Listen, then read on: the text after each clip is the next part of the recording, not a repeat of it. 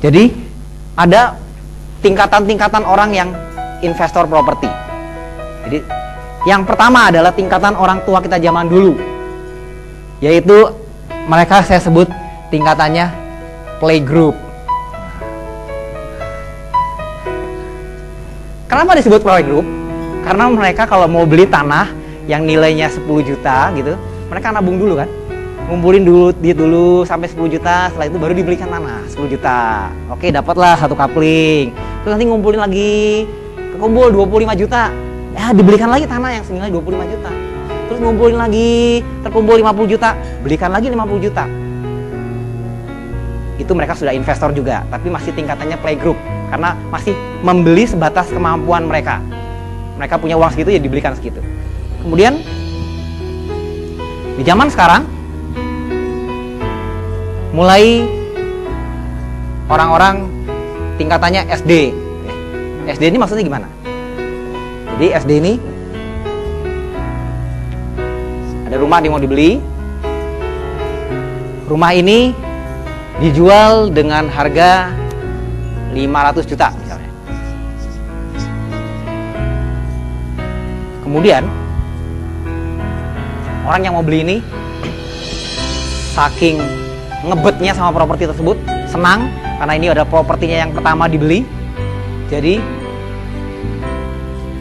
dia beli, pokoknya nggak mikir, harganya langsung dibeli.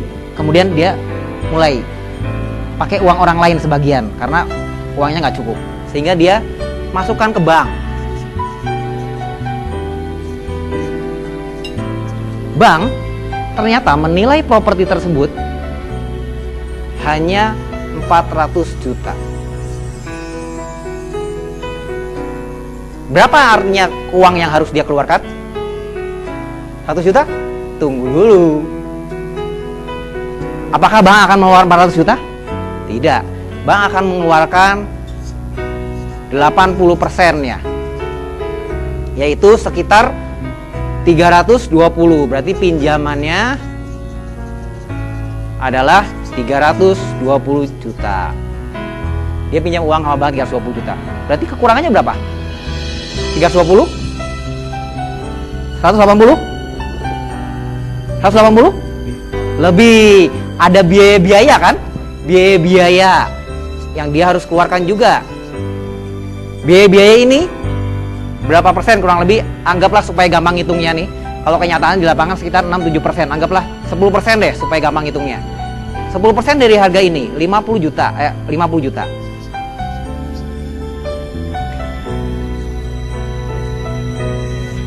Ditambah DP sendiri tadi berapa? 180 juta ya. Sehingga modal yang harus dia keluarkan untuk membeli sebuah rumah yang harga 500 juta itu kurang lebih sekitar 230 juta.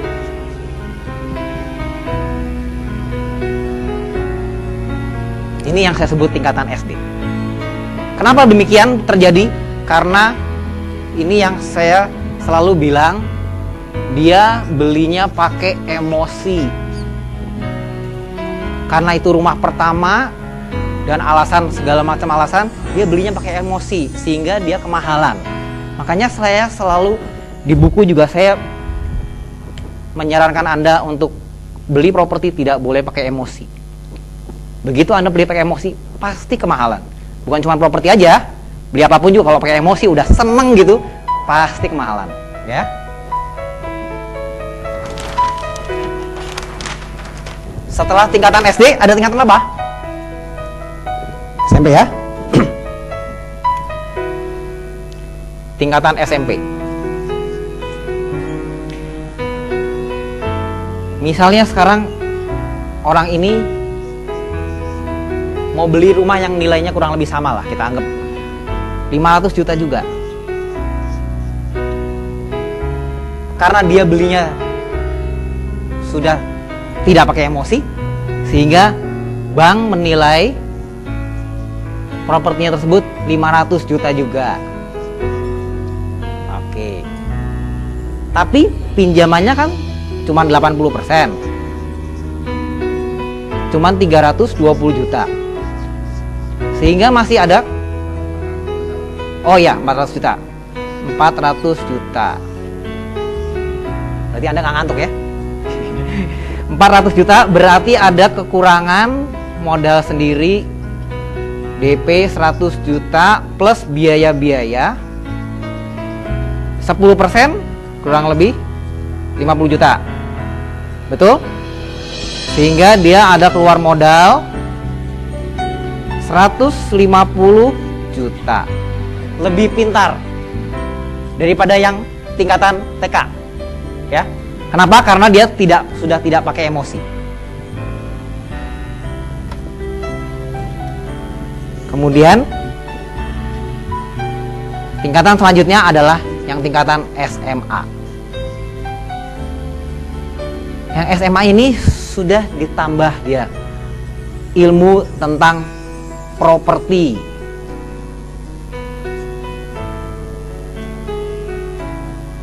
Sehingga untuk rumah yang kurang lebih sama, dia bisa dapat di harganya kurang lebih sekitar 450 juta dengan rumah tipe yang sama, karena dia sudah paham ilmu tentang properti. Dia dapat harga di bawah pasar. Bank menilainya tetap 500 juta, turun dari bank 80%. Jadi 400 juta kan? Sehingga kekurangannya tinggal berapa? Tinggal 50 juta. Wah, lumayan menghemat ya. Biayanya dari 450 juta tinggal 45 juta. Jadi modal yang dia keluarkan berapa? Cuman 95 juta. Sudah menghemat jauh. Dari 230 ke 150, sekarang ke 95. Nah, tingkatan selanjutnya universitas. Sudah sarjana nih sekarang, sudah lulus.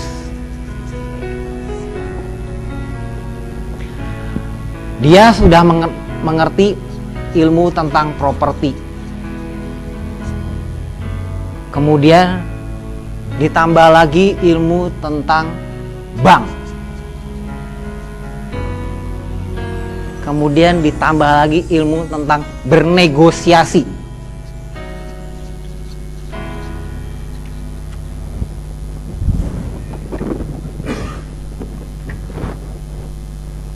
Ya, kenapa Pak? Pak Gunawan? Oke, ya. Ya, karena memang betul selama 2 hari ini Anda akan belajar ilmu ini semua, gitu ya. Jadi Anda sudah lulus dan jadi sarjana. Rumah yang kurang lebih nilainya sama, karena Anda sudah tahu ilmu properti, dapat harga 450 juta, ya, 450 juta. Kemudian Anda negosiasi sehingga terjadilah transaksi di harga 375. Sudah di bawah pasar, Anda negosiasi lagi, tawar lagi, sehingga terjadilah harga di 375. Kemudian bank menilainya berapa? Karena Anda sudah belajar ilmu tentang perbankan, bank menilainya bukan cuma 500, bank menilainya 600. Sehingga bank menurunkan berapa? Berapa persen? 80%? Enggak. Kalau Anda sudah belajar ilmu tentang bank, bank bisa menurunkan sampai 90%. Nah, 90% dari 600 juta berapa? Pinjamannya berarti 540 juta. Sehingga modal Anda perlukan berapa sekarang? Hah? Nggak ada ya? Malah bank menurunkan 540 juta sehingga ada uang lebih kan? Ada cashback kan? Istilah saya cashback gitu kan? Berapa itu? 540 dikurangin 375 berapa? Ada yang bawa kalkulator? 165. Biaya-biaya, dikurangin biaya-biaya. 10% dari 375. Anggaplah 38 ya. Berapa itu? 127 ya. Sehingga 127 ini, jadi Anda beli rumah dapat duit. Duitnya Anda bisa putarkan di usaha. Itu yang saya lakukan. Jadi ini malah bisa jadi modal kerja Anda. Paham ya? Jadi Anda nanti 2 hari Anda sudah jadi di sini. Sudah bukan di sini lagi ya. Oke. Makanya kenapa saya bilang buang semua ilmunya, semua kosongkan gelas pikirannya, karena nanti kalau Anda masih bawa ilmu-ilmu yang di sini nanti susah mau belajar yang ini, ya. Dikosongkan dulu. Oke. Sampai sini ada yang mau ditanyakan?